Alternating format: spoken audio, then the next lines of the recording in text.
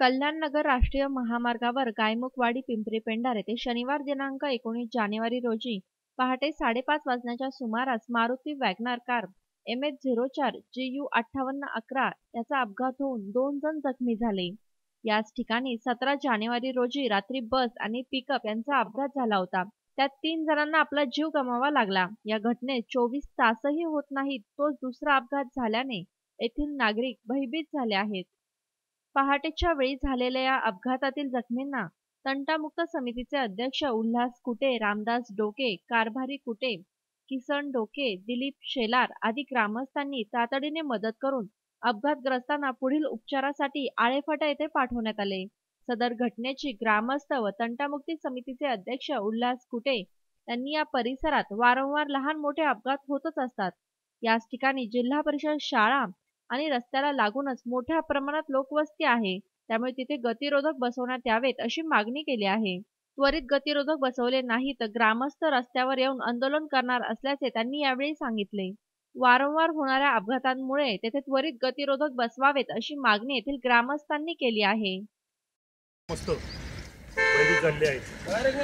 सकाळी 5:45 दरम्यान जी शारीरिक व्यायामासाठी वॉर्निंग मोकळं जाणारी जी मंडळी आहेत या ठिकाणी रस्त्याला फिरत असताना सकाळी 5:45 दरम्यान डोंबिवली या नगर कल्याण हायवेवर डोंबिवलीकडून येणारी जी वॅगनर गाडी आहे ह्या गाडीचं स्पीड एवढं होतं की पिक्चरमधला जो सेन असतो या सेनप्रमाणे ही गाडी पुलाच्या कठाड्याच्या बाजूने उडून हनुमान मंदिराच्या बाजूने जाऊन समोरच्या घरावर आदळलेली आहे।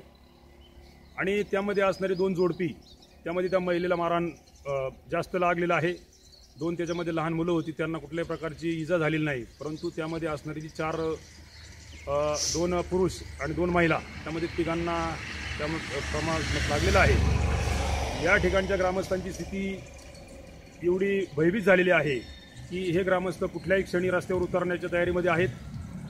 परंतु या ठिकाणी ग्रामस्थांचं म्हणणं आहे की आम्ही पुन्हा एकदा सर्व बांधकाम विभाग असेल, रस्ते विकास महामंडळ असेल किंवा तालुक्यातील नेते मंडळी असतील यांच्याकडे पुन्हा एकदा आम्ही सर्व पत्रव्यवहार करणार आहोत आणि एक ठराविक काळ, एक 4-8 दिवसाचा काळ, या काळामध्ये जर या ठिकाणी स्पीड ब्रेकर पडले नाहीत तर आम्ही ठरलेल्या तारखेला या ठिकाणी रस्त्यावर उतरणार आहोत।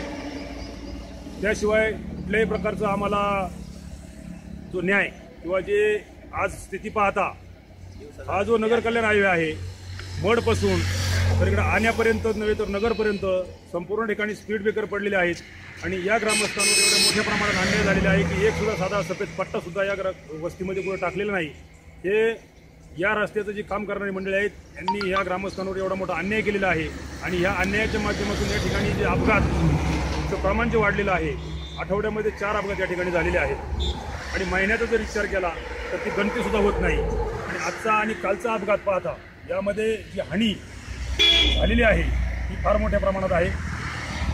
एवढं आमच्या ग्रामस्थांचं जे म्हणणं आहे हे मीडिया असेल, सार्वजनिक बांधकाम खाते असेल किंवा रस्ते विकास महामंडळ असेल यांनी याची दखल घेऊन या ठिकाणी जी ग्रामस्थांची मागणी आहे त्याप्रमाणे पूर्वतयारी किंवा त्यामध्ये जर लक्ष घातलं नाही तर आम्ही पुन्हा एकदा सांगतो सर्व ग्रामस्थ मंडळी या ठिकाणी रस्त्यावर उतरल्याशिवाय राहणार नाही। News reporter Ashok Dere, Shivner prime, Pimpri Pendhar. Shivner prime type करून सबस्क्राइब करा, घंटीच्या बटनावर टिक करा, लाईक करा आणि शेअर करा।